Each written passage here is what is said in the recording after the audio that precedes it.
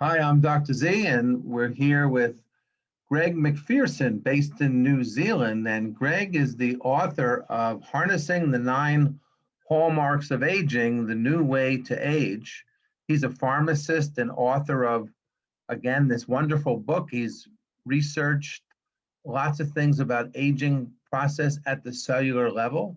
And this work led him to discover ways to harness the nine identified scientific hallmarks of aging, which is the premise of the book that addresses the natural aging process. And we're going to be discussing this with Greg and how to age more favorably and simple strategies to slow the aging process and build a functional longevity plan. Thanks for joining me, Greg. It's great to see you again, Dr. Z. Eugene? Yes, very good.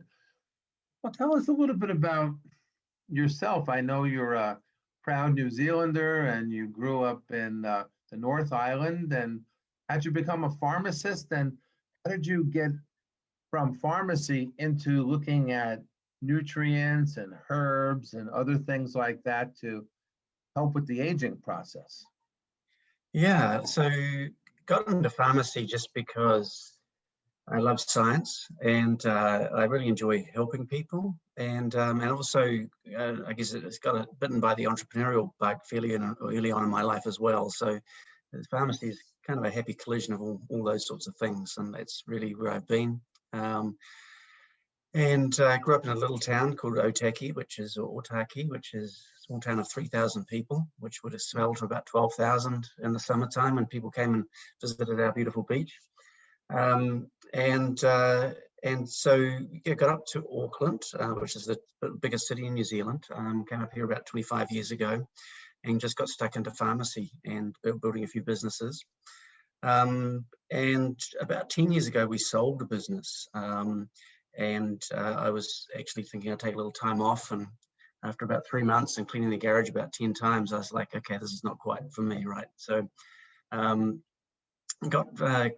got really interested in a New Zealand biotech company that was focusing on a novel antioxidant, which was a groundbreaking molecule because it was the first time anybody was able to target antioxidants to mitochondria, which are our cellular batteries.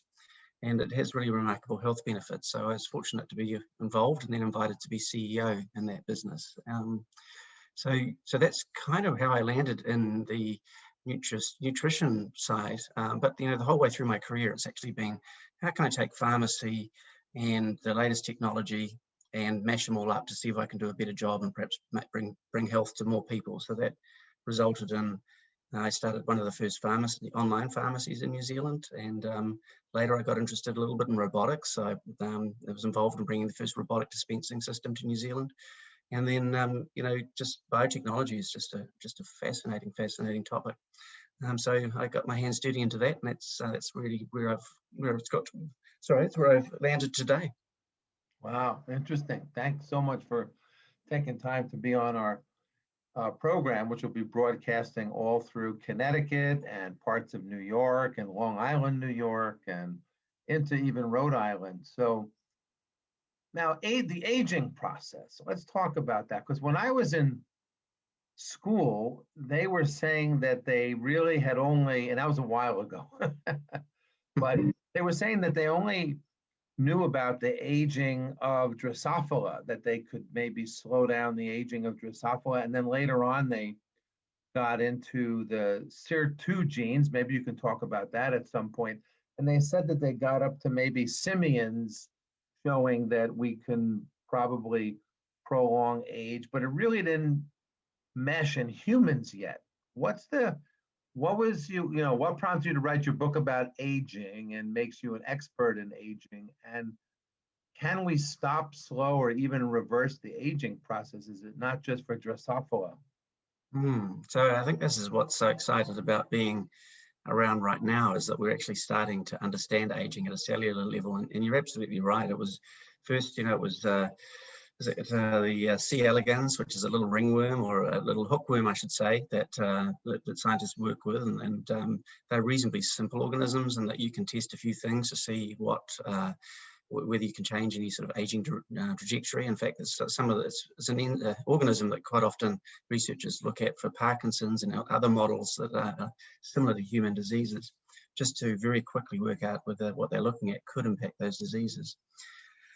And so, look, I just got super interested in it because in the aging process, simply because the researchers around the world are just making so many advances now in slowing the aging process down. And the first hints came through from a really interesting molecule called rapamycin. Really, that rapamycin is comes from a bacteria from an island off South America.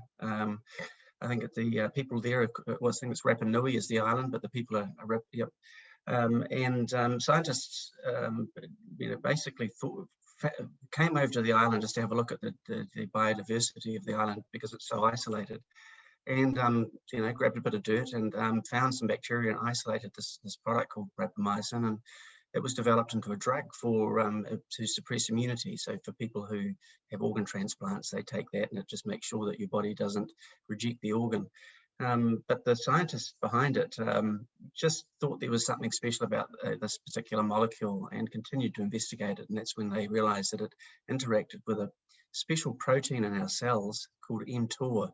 And mTOR is it's like a nutrient sensor, right? It senses when you've eaten or full, and it sets off some cascades in your body which tells it to assimilate that nutrition, like build muscle or put a bit of fat on. But when you inhibit that particular protein complex, then other cascades happen, which relate to I guess longevity circuits, if you will. And this is something that's in mice and men and primates, and it's actually conserved around a whole bunch of species. And it really is there because maybe 10,000 years ago, 100,000 years ago, food wasn't always easy to come by. And so our bodies needed a little survival circuit there to say, okay, look, if food's not going to be around, we need to put our bodies into longevity mode. And so from a human perspective, that means that it starts, we start to clear out some of the old cells in our body. And the reason we do that is because we can get a little energy from that process of breaking those cells down. So it just keeps us going a little bit longer in the absence of food. And what we know now is that if we harness that enzyme and we inhibit it, it actually helps us live longer. And every single species that rapamycin has been investigated in shows longevity. And this gave scientists hope. And it was like the 4-minute mile mark. 4-minute mile. When someone broke that, then all of a sudden all the other runners were able to break it because it was something that was thought impossible. With this particular molecule, it's so important and so exciting because it actually taught researchers, hey, actually we can influence the aging process. So that's kind of, that's pretty new stuff. I mean, I don't think many of our listeners have heard about it unless you're reading the papers and things like you and I read, in academia, me teaching. So tell us a little bit about this 9 hallmarks. Like, why wasn't it 10 or 12? Why did you decide on 9? And then we'll go through each of them, very clearly and precisely, and then eventually talk about what we can do about these things. Yeah, well, look, it wasn't me that settled on 9. It was a group of very smart scientists, and there was a lot of academic, I'm sure, debate and conversation, and I'm sure it was very interesting to define the 9. And they think possibly there's a 10th and even 11th coming. So it's just a matter of getting scientific consensus on whether people confirm them or not. And for your audience, a hallmark is really like a cause of aging, and it's validated in the lab. So what they did is they obviously had their debates and discussions and probably a few arguments in the mix, but they ultimately came through with 9, and they're defined by, if you go into the lab and you make them worse or aggravate these hallmarks, then what happens? And it turns out that accelerates the aging process. And if you ameliorate them or you make them better, it slows the aging process down. And so this is a very exciting paper and very important because it actually gave researchers like 9 targets essentially to focus in on to investigate whether, how to solve this aging problem. And it's really what's driving this is that, none of us get out of this alive. We all get health conditions as we age. So, and billions and billions of dollars are going into research to solve things like Alzheimer's and Parkinson's. And despite that and decades of work, we're not making the progress we'd hoped. So researchers are starting to think, well, maybe we could slow the aging process down and actually have more beneficial effect from a health perspective. So instead of us perhaps getting to 70 and 80 and getting some health conditions, let's see if we can push it out to 90 or even 100. And so that's really where the research is going. It's not so much about lifespan and longevity, although that's going to be a natural outcome of this work. It's actually about, hey, let's just keep the population healthier for longer. And there's huge benefits there for everybody.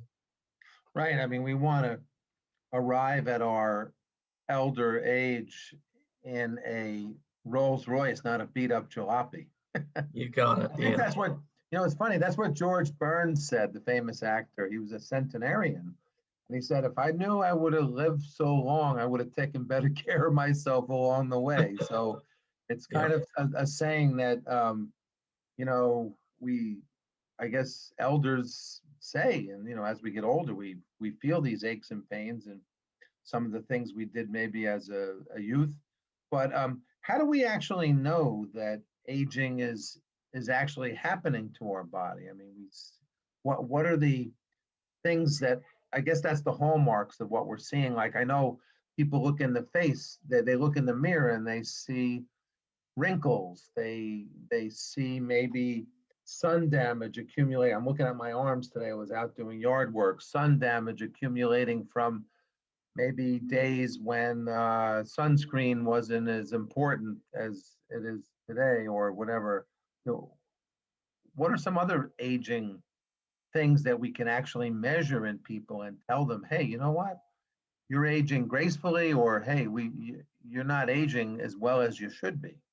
Yeah, so there is something which has only been around for, I guess less than a decade, even maybe as little as 5 years, called an epigenetic clock. And this is actually time being recorded on our DNA. So as it turns out, our DNA accumulates, I'm going to say junk or scratches, if you will. It gets dirty, and it's quite clear that this junk accumulates almost as much as regularly as perhaps our chronological clock. So we've actually got 2 ages, the day we're birthed and whatever day we're celebrating as of today. But this epigenetic clock actually reflects the biological age of our cells, and that can be different to our chronological age. And this is where it gets quite exciting, because you can test it and you can record it, do a blood test or a spit test, send it off to the lab, and they'll come back and they'll measure that number of methyl groups or junk on your DNA, and they can tell you how old you are and how old your cells are acting. So for what that means is that one, we can get a benchmark so that you and I can go in and see where we're at. And I'm a little over 51. Recently I did my test and I came back at roughly 50, which I'm pleased with, because I've got a chronic autoimmune problem, which suggests that I should be a lot older biologically than I am. So I was really happy with that result. But what it means is, some people with health conditions like diabetes and perhaps HIV, for example, their cells are under a lot more pressure than perhaps the rest of the population. And so when you measure your biological age, you might hit a score of maybe, from in your 50s, might hit 60, for example. It just means you're going to, unless you correct things, perhaps get some of those conditions associated with older age a little earlier than the rest of us. But likewise, you can be 50 chronologically, and if you're doing all the right things, which is what we talk about in the book, then you can have a biological age of coming in at maybe 30. And when that happens, you're aging well, and you will end up at 60, 70, 80, 90 with vitality and good health, because your cells are aging much slower than perhaps the rest of the population. So let's go over these 9 hallmarks and these benchmarks that you talk about in your book there. Yeah. So there are 9. The first 3 relate to your DNA, and it turns out, your DNA is actually fundamental and primary driver of your age. I think most people know DNA is like the instructions, the code that we have in our cells that determine who we are as a human, what our potential is, etc. And that was pretty much all I learned back at school when I was going through pharmacy, was that's what that molecule did. But in fact, it's a vibrant molecule. It's sensing our environment all the time. It's watching, learning, it's instructing our cells what to do. If we need a certain hormone or a certain molecule in our body, DNA opens up and the mRNA comes in and reads it and sends it off to the protein manufacturing facility of the cell. So it's super vital.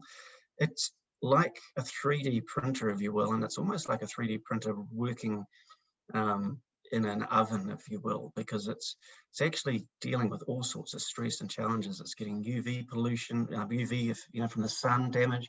It's getting pollution. It's getting poor diets, no exercise. These sorts of things are actually hammering our DNA, and then we've got this oxidative stress in our cells as well, affecting it. And it actually breaks 50 to 100,000 times a day per cell. So it's phenomenal, and in terms of how it actually self-repairs, and we've got incredible mechanisms within our cells that repair and maintain it. That relates to that sirtuin genes you were talking about earlier. Those are the genes that actually help protect and repair our DNA. They're also known as the guardians of the genome. And so the three hallmarks essentially relating to DNA is something called genomic instability, and that relates to your DNA breaking and for getting fixed. And if you break something 100,000 times a day and you repair it, over a lifetime, mistakes are going to happen and things are going to not repair perfectly. And that result of that actually starts to manifest in our cells because they get a little bit confused as we get older.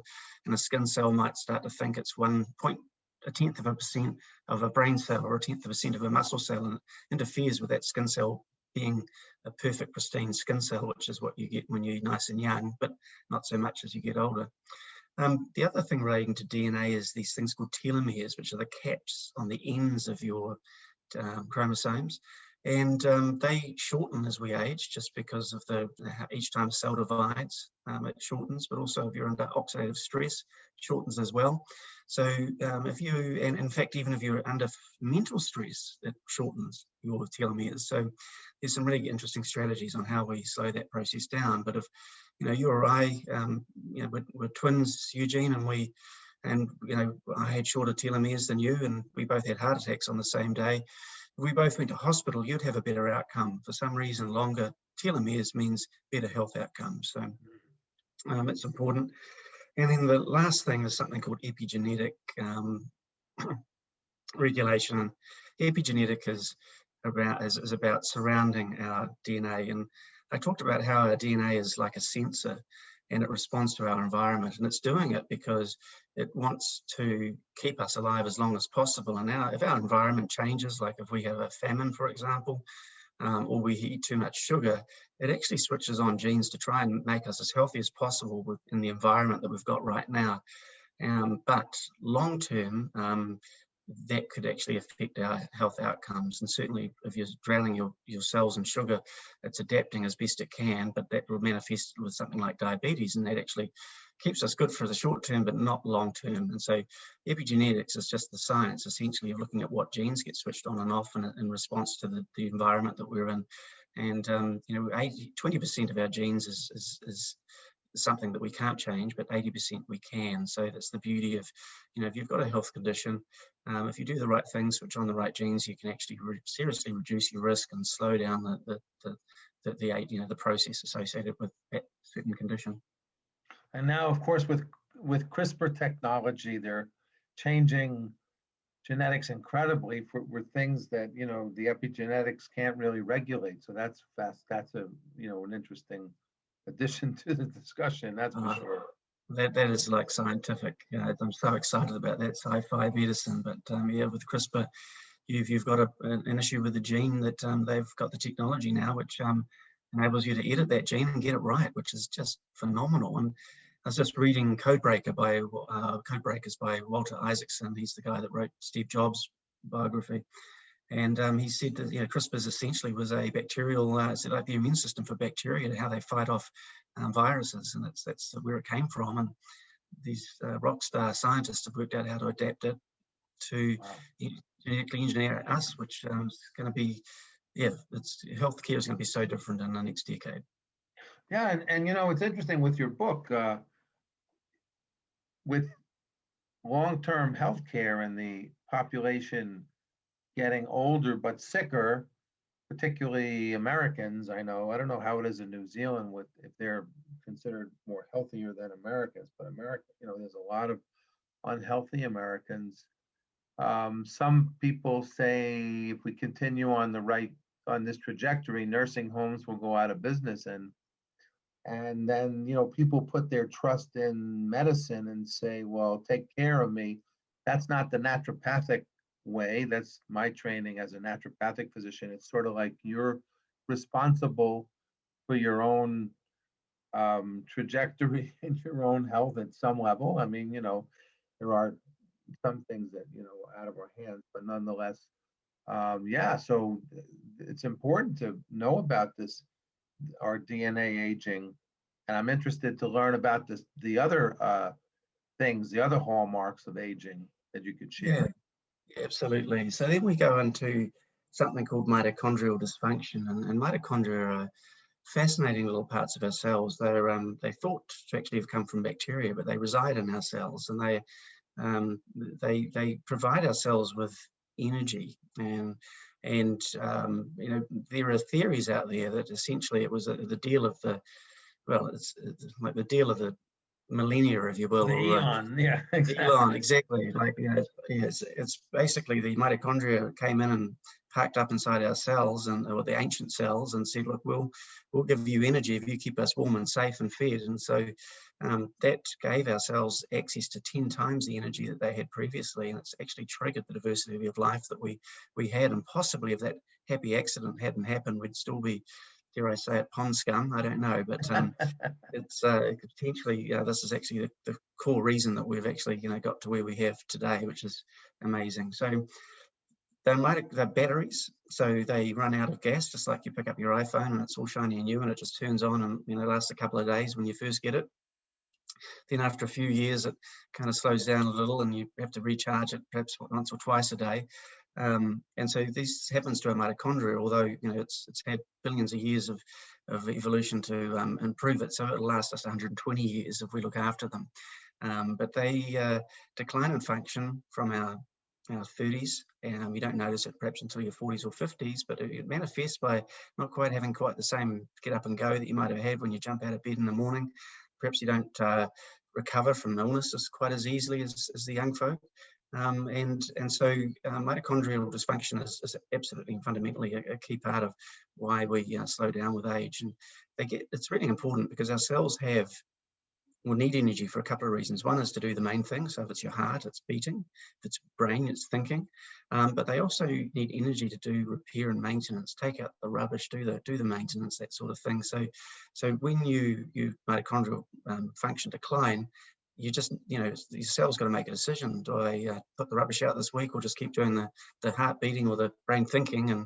And sometimes it's got to say, look, we'll just leave that rubbish over in the corner there and just keep going. And over time that builds up, and this describes a good part of the aging process. So what's exciting is there are some really interesting technology now to help us get our mitochondrial energy back.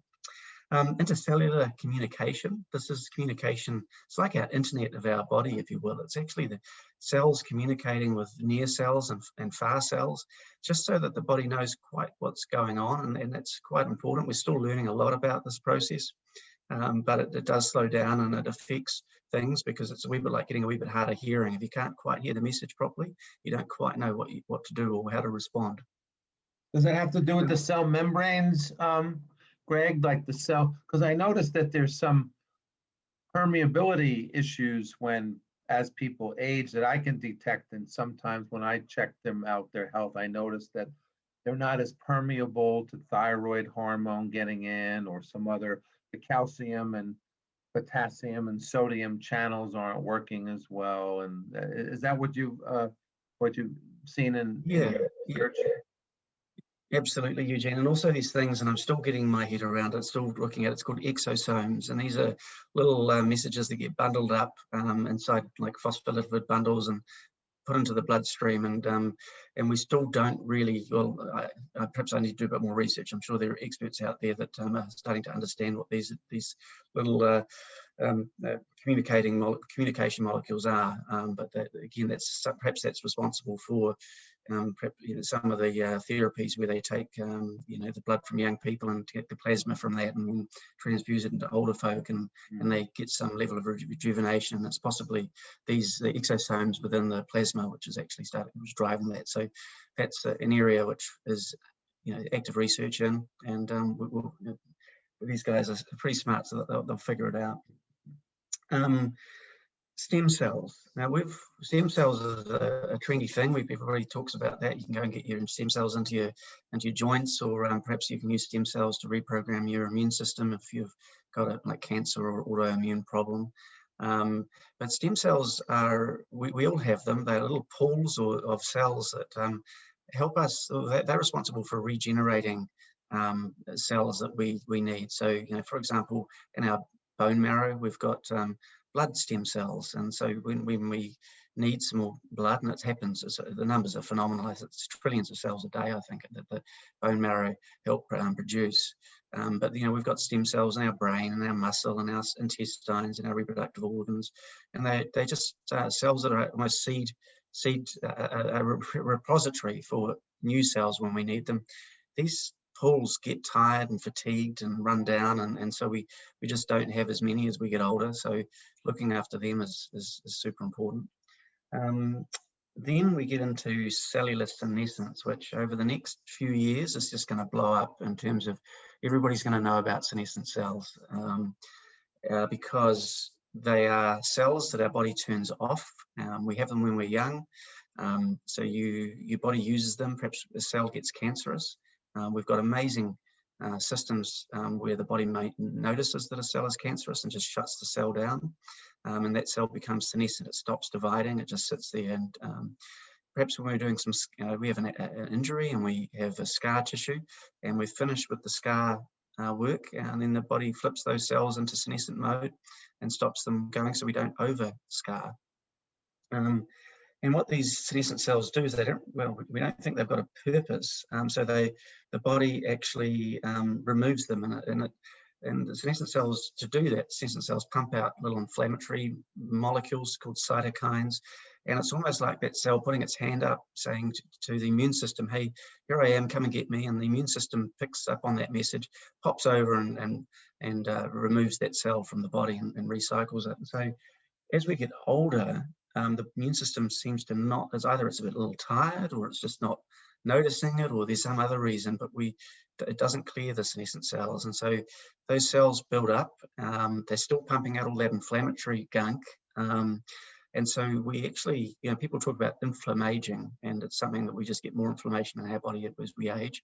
So scientists have now worked out how to identify senescent cells, and they've worked out how to help the body remove them, and that's super exciting. And in the mouse model, they removed the senescent cells from older mice, and they got 36% life extension from those mice. So that's actually being worked on, and clinical studies are happening right now by the Mayo Clinic to understand if we can remove them from humans. What does that mean? But I think it's pretty clear that if we remove the inflammatory burden from our body, then we're going to have a beneficial effect, because it's essentially the process goes oxidative stress for too long, turns to inflammation. We have that for too long, then we turn into disease. So if we can get rid of that inflammatory burden, it's going to have significant health benefits. And it's you can access that today. There are supplements out there that you can take which remove senescent cells, and I'd say it's going to be a strategy that we all use in the not too distant future. Nutrient sensing networks. So, we talked about mTOR before and how it can sense whether we've got food in our bodies or not. Just like we lose a bit of hearing as we get old, some of these sensing networks decline. They can't quite hear or feel or sense that we've got what's going on in terms of what we're eating and what we're doing. And that can have an impact on our health as well, which we can talk about later in terms of the benefits of fasting and how that works. And then lastly, which quite a key one, is something called proteostasis, and that's a fancy word for saying protein maintenance. So, our bodies are made of proteins, and the proteins are little molecular machines. And most of us know about proteins because they're in our muscles, but proteins form our immune system. They form parts of our cellular machinery. They're vital. They break, they wear down, they're not made, they're not folded properly as we get older. And a really good example of that is Alzheimer's. We get these things called beta amyloid plaques, which are proteins which have got themselves all tied up in tangles, and that starts to clog up our cells and clog up. And it's not just, amyloidosis happens not just in our brain, but fundamentally it's just about our proteins getting tied up in knots. And so we've got really good protein monitoring processes when we're young, but it trips up as we get a bit older and starts to affect us. So those are the 9 hallmarks. Scientists have got those. Yeah, so we've fantastic targets to start getting busy and work out whether we can fix them. Yeah, it's interesting. So there's so many things that we have to do, and I'm so happy that you wrote the book so we can at least identify these 9 hallmarks. I think another hallmark actually is glycation, which I know I've written about, and I've but I don't know if that really ties into maybe creating, because glycation, which means for the listeners, too much sugar in the body. Like you kept saying or picking on diabetics, like as certainly some people that actually age faster. I mean, diabetics just think, oh, my sugar's high, no big deal. But actually, the sugar is actually damaging proteins, causing maybe the proteostasis. The sugar actually causes oxidative stress, creates the ages. There's an old saying, it's the ages that age you. You ever hear that one? Yeah. It's the ages that age you, the advanced glycosylated end products, which is the effect of the sugar. Because it's almost like a sticky mess. If you don't wipe up the counter and you spill some honey or maple syrup, you have flapjacks or something like that, and then it's sticky like cement, and it actually does damage to the membranes of your cells. I think sugar ties into so many of these ages. Maybe it just kind of is. It's not its own category, but it just is one of those permeable things that hits all these categories. I think it's actually on the wait list. It could be the 10th or 11th hallmark. I'm quite sure of that, and it's like it's like a caramelization process, right? We when you cook a steak and you get that nice, tasty, crispy outside piece, that's actually, and if you do it, you cook a piece of meat that's a little tough really slowly, at 120 degrees. It might take 5 or 6 hours to cook, and it's beautiful. But we might have that process just happening really slowly, and it really can affect us. So yeah, sugars, our bodies just don't need sugar. I mean, we maybe a teaspoon a week, we can, or maybe a little more, but we just, we don't need it. And that is so different from the standard American diet and things. And I assume that is one of the activities that causes us to age faster. You had a question on your queue of questions about what are the things that we do to age faster, and I mean that would be important not to do those things if we knew about them, and that's why we got to read your book. Yeah, like that's the purpose of the book is absolutely just what you can measure and what you understand you can change, right? So it's just about understanding the latest thinking that scientists have got around how we age, and then you just implement strategies which don't have to be super difficult, and it's just an everyday small thing that compounds. And like you say with George Burns there, he's an amazing man, and I'm sure he did a lot of things perhaps by accident, but he got into old age. And a lot of people do get to old age through probably luck better than good management, but we've got the tools now to actually all get to old age, and through just good management. And that's what I've hoped to achieve with the book, is just to help people see what that is, and then adapt their lifestyles towards a healthier future. And we all put $1 or $2 away a week in theory for our retirement. Not always it's possible, but we try to. And if we did the same thing with our health, and then we'd get there and get to enjoy older age without some of the health conditions that you do get. Sort of invest in your health, just and let it grow wisely, just like you would with your retirement or something like that. Totally. Well, why wouldn't you, right? If you know it, then it's just, literally is it just doesn't cost much. It's accessible to everybody, and that's the purpose of the book essentially is to go, here this is, and then go, this is what you should do in your 30s. This is what you should do in your 40s. This is what you should do in your 50s and beyond, because your body does need certain support at certain ages, and with the particular strategies that are outlined in the book, then all of a sudden we're going to age better than previous generations, and that'll have quite significant benefit. And the crazy thing with all of this is there's health technologies around the corner that are going to come and actually radically change our health. And so if we can arrive at that point in the best, with our bodies in the best shape possible, then that's got to be a sensible strategy. Well, you've read and discussed in your book some of these very interesting supplements that most people haven't heard of. I've read about, of course, nicotinamide, the NMA, and NAD plus too, which we can talk about because there's many listeners that probably haven't heard of that. But you've even discovered this one that I've never heard of before I read your book, which is hobamine from the Himalayan buckwheat. And I know, I teach urology and nephrology, and I remember reading a study that buckwheat, that whole Polygonaceae family of botanicals, they contain lots of anti-aging properties. For instance, the herb hoshu is revered in traditional Chinese medicine as a powerful adaptogen for aging, and that's in the buckwheat family. And there's so many other examples of buckwheat protecting the kidneys from serious damage when there's not many nephrons left. So to read your book and find out about hobamine, am I saying that right? Hobamine, Greg? Yeah, you got it. Yep, yeah, absolutely. It was just a revelation, like, wow, another thing that a particular family in the buckwheat does. So maybe start with that and talk about some of these great nutrients that people should know about.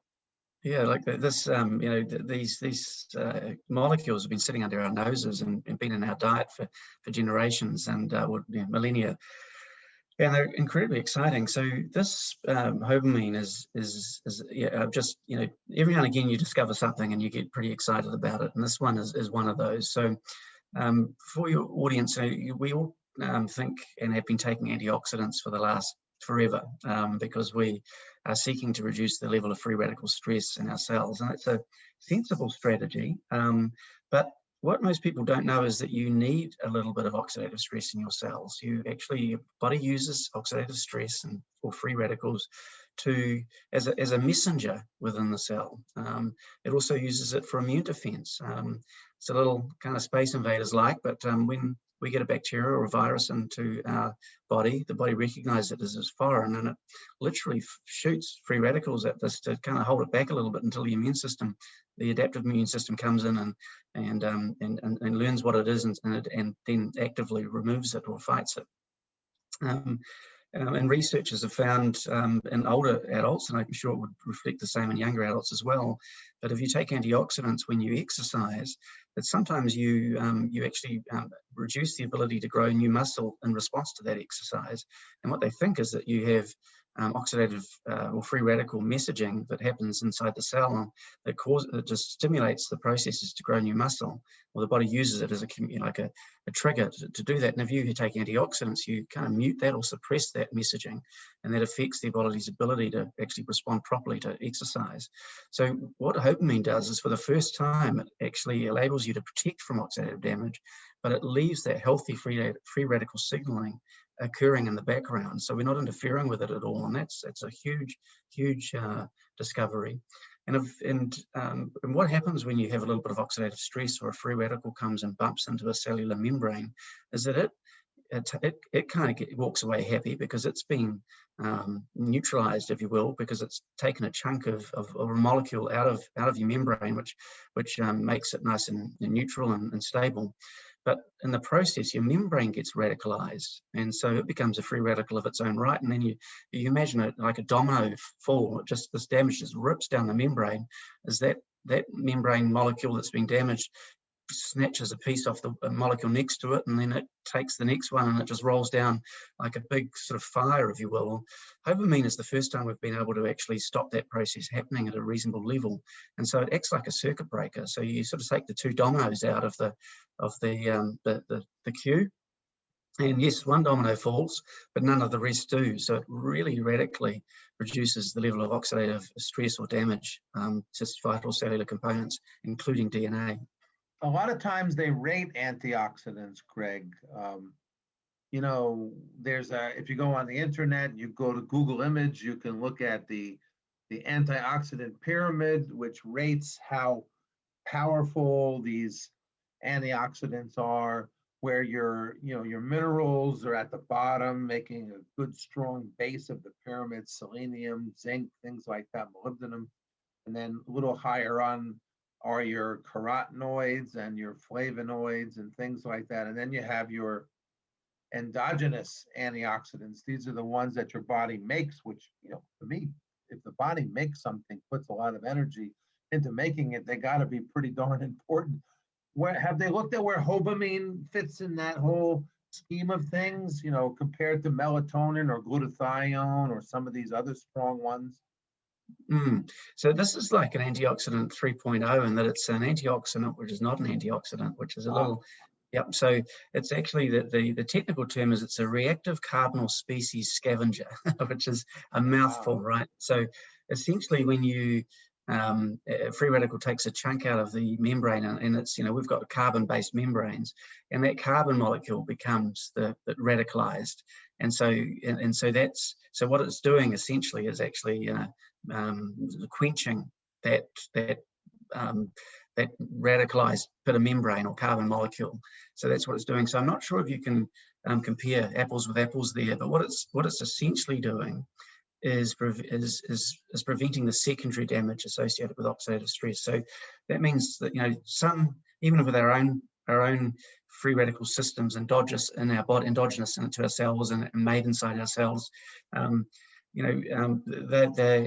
body's just an incredible machine. It's perfect. We do manage these things, and the glutathione, etc., help manage our levels of free radical stress and oxidative stress inside the body. But just there are times when we have more stress than we need, and that's when these molecules perhaps don't quite cover things as well as they could. And so this is where something like hobamine can really help protect our cells and cellular membranes. If you're just joining us, we're interviewing Greg Macpherson. He's a pharmacist and author of the new book, which we're covering today, Harnessing the 9 Hallmarks of Aging. And basically, he's sharing with us ways to protect our DNA from damaging disruptors, things to repair our DNA. And certainly, hopefully, that will lead us to a longer and healthier life. So thanks again for joining us and tuning in. Tell us a little bit about that NAD plus, because this is another fascinating molecule that I guess is based on a nutrient niacin originally, but now it's become a superstar nutrient. Absolutely. So yeah, niacin and nicotinamide adenine dinucleotide NAD is present in our diet. I think in milk, is the main place where we get it. But you need, again, to drink, like a milk tanker worth of the stuff in terms of getting the level, to help the body get the level of NAD that you need, which is therapeutic, if you will. So NAD is a vitamin B, part of the vitamin B family. And it's a key enzyme involved in a number of processes inside our cells. We talked about sirtuins earlier. Sirtuins are a particular protein, if you will, that's involved in repair and maintenance of your DNA, and it's also involved closely in the energy generation process in our mitochondria. And so sirtuins plus NAD sirtuins need NAD. It's like a cofactor, if you will. And so So that's really what they're doing, and our NAD in our cells declines as we age. From our 30s and 40s, it just falls off a cliff.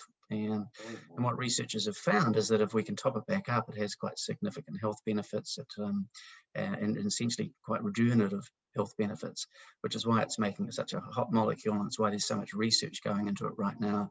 And again, it'll just keep coming as we start to understand the benefit of this molecule. And it's not so much the molecules doing things, it's just that it's helping the body act like it's a little bit younger. It's topping up our cells with this vital nutrient and supports a whole bunch of cellular mechanisms. So it's a very exciting molecule, and it's something, again, that we'll probably all be taking in the future. It's a wee bit like, you've got 91, I don't know quite what you have in the States, but in New Zealand we have 91 octane fuel and 95 and 98 octane, and there's just more juice and more power in a 98 octane fuel, and this is essentially what NAD is doing, is it's just giving us a little bit more of a nudge. Wow, and we go down to 87, Craig, so we're not putting in good stuff in ours, I guess. That's funny. It's a great analogy, right? So okay, yeah, interesting. And I guess people would argue, well, there's a lot of physicians out there, allopathic, conventional physicians say, oh, you don't really need supplements. You get everything from your diet, and you get into this argument with them that supplements just give you expensive urine, and they really have no benefit. I think the literature would really disprove that at this point. Yeah, like I think allopathic. I mean, you're a pharmacist. You're dealing with the conventional community, which are trained in using medications and drugs, and not as much nutraceuticals or nutrients. Yeah, I think allopathic doctors have got a really tough job because they're bound to be evidence-based, and when something new is coming along, it's very difficult for them to recommend it purely because it's outside of they're operating their lane essentially. It's got to be evidence-based, proven. So NAD has come along. It's a new kid on the block. I'd say in a couple of years we'll see that it's genuinely proven. But it's our cells, our bodies, they need nutrients, and if these nutrients drop off, then the best thing we can do is just give them a boost. And we haven't been able to in the past because we haven't known how to do it. Molecules like nicotinamide riboside or NR and NMN haven't been available to us, and now they are, and it's just a matter of time before the benefits come through. And I think the freedom of perhaps being a pharmacist is actually the freedom to actually look closely at both allopathic as well as the nutrition side, and I think ultimately the thinking and evolution around how we look after our body is changing, and there's so much more evidence now that reasonable nutrition will benefit the body, and I think it's a no-brainer when you're in it, but it still takes some time for everybody to pick up on that. Now in America, we just passed strawberry season. So, and I know you wanted to talk a little bit about this fascinating molecule from strawberries that also is very good at helping clean out those cells that are inflammaging or that are accumulating, and the cell senescence theory that you were talking about of aging. Tell us a little bit about that. And fasting too would be a good segue to that as well. Yeah, absolutely. So we talk about fasting. And it's a natural way for the body to clear out senescent cells. So we are an amazing molecular machine, a biological machine, in terms of how we operate and how our cells work in concert for our health. We have learnt that when you fast, that your body goes into something called this longevity mode, where it does housekeeping. So that we essentially turn on molecular cascades which help the body recycle and identify cells that aren't working properly, and recycle and get a wee bit of energy from that when we do it. So when we fast, we actually trigger that process. We trigger the body into having a look around and looking at the cells that aren't working so well. And it might not even be an entire cell. It could be just a few proteins that aren't working well, for example. But definitely these senescent cells we talked about, which are not working and functioning to our benefit because they're causing a lot of inflammation. So when you fast, you are triggering the house cleaning process. And it could be that we fast by missing breakfast on a regular basis, or we miss breakfast and lunch. But what we know is it's just very healthy to be hungry from time to time. Yeah, so you're not talking about a 21-day fast like Dr. Shelton, the old naturopath, who you would use long-term fasting to actually cure many diseases. I mean, there's quite an interesting, at least anecdotal and historical perspective of naturopaths doing long-term fasting for many things. You're talking about even short-term fasting benefiting people. Yeah, I've seen some incredible data for autoimmune conditions with a fasting program of 5 days. And what they see over those 5 days is essentially a bit of housekeeping. But in sort of day 3 and day 4, you see a massive release of stem cells into the body to rejuvenate and support that. And so once you feed again, then all of a sudden those stem cells just wake up and it just resets the immune system. It helps with brain fog. It's like just quite a remarkable process. So definitely 5 days, you know better than me around the longer term fasting, but and certainly people need to do that under, I guess, working with a doctor. And right, we work with them, we check them out, check their electrolytes and just see how, if they could handle it or not. And, short-term fasting and, those types of things. But again, you're saying that even if you restrict your calories, I think that was I remember going to school, that was one of the only evidence-based things that you can do for aging that everyone agreed on is caloric restriction. There's so many other things now you've been talking about as far as the aging process. There's some really interesting people that have been strong enough and had the willpower to restrict their calories for decades. And these people absolutely look amazing. They're incredibly young and healthy. Whether they're happy is a different matter, because I think if you're hungry consistently, I'm just not so sure. But certainly what's really neat is that there appears to be molecules now that we can actually perhaps replicate the calorie restriction and clear out those cells. So we talked about rapamycin as one of those. It's actually it tricks the body into thinking that it's fasting, and there you get life extension from that. And so fisetin comes from strawberries that you talked about. Beautiful fruit. Unfortunately, you got to probably have a trailer load of the stuff to get enough fisetin into your body. But it's a polyphenol, and for whatever reason, it's particularly active at helping the body identify senescent cells and remove them. And so this is pretty new. It's pretty exciting, because if we can clear out these senescent cells, huge benefit. It's a molecule that it's accessible. We have a particular formula on our website at srw.co, which is it specifically supports the body, and the formula is designed to help the body rid itself of senescent cells. The other really interesting molecule, which we haven't talked about, is something from ashwagandha, which is something that's probably in your what you prescribe. But it turns out ashwagandha has a molecule called withaferin A in it, one of the active compounds inside that. And that's actually a natural form of rapamycin. It actually works quite similarly in the body. So this is these are two molecules which just to help you that you can take to stimulate the cellular housekeeping and mimic fasting, but just huge amounts of benefits in actually doing a little bit of fasting from time to time as well. And the first thing you should do if you're interested in fasting is go up snacking. Just eat 3 times a day. Don't eat between meals, because it's actually really important for your body to not be constantly have food, because when you constantly have food, it's turning on all these hormones and cellular processes that are seeking to build and build muscle or store fat.